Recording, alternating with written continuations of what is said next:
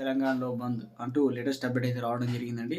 So, అందుకు సంబంధించి complete information అనేది వీడియో రూపంలో తెలుస్తుంది. వీడియోని పూర్తిగా చూడండి, అర్థమవుతుందండి. మొదటిసారి కనుక ఛానల్ వస్తే తప్పకుండా సబ్స్క్రైబ్ చేసుకొని bell button all notification activate చేసుకోండి. అదేవిధంగా లైక్ చేయడం మర్చిపోతున్నారండి. దయచేసి లైక్ చేయండి. ఇక లేట్ చేయకుండా వేరేలాగైతే వెళ్ళిపోదామండి మనం.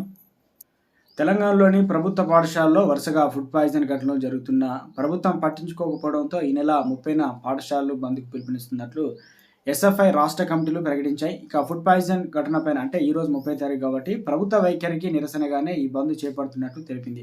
తక్షణమే విద్యాశాఖ మంత్రిని నియమించాలని, రాష్ట్రంలో ప్రభుత్వ స్కూళ్ళు, హాస్టళ్లు, గురుకులాల్లో సమస్యలను పరిష్కరించాలని డిమాండ్ చేసింది. ఇక విద్యార్థుల ప్రాణాలు అంటే ప్రభుత్వానికి లెక్కలేదా అని ప్రశ్నించారు. ఇంతమంది విద్యార్థులు మరణించినా ముఖ్యమంత్రి రేవంత్ రెడ్డి కనీసం సమీక్షను చేయకపోవడం దారుణమన్నారు. విద్యార్థులు మరణిస్తున్న ప్రభుత్వంలో చలనం లేకపోవడం విచారకరమన్నారు. స్వయంగా ముఖ్యమంత్రి విద్యాశాఖను చూస్తున్నారని, అయినా శాఖ నిర్వహణ ఉదాసీనత ప్రదర్శిస్తున్నారని, మొత్తానికి ఈ రోజు అయితే బంద్కి అయితే పిలుపునివ్వడం అయితే జరిగిందనమాట. మొత్తానికి ఇక్కడ తెలంగాణ రాష్ట్రంలో స్కూళ్ళు అయితే బంద్ అయితే ఉండబోతున్నాయి.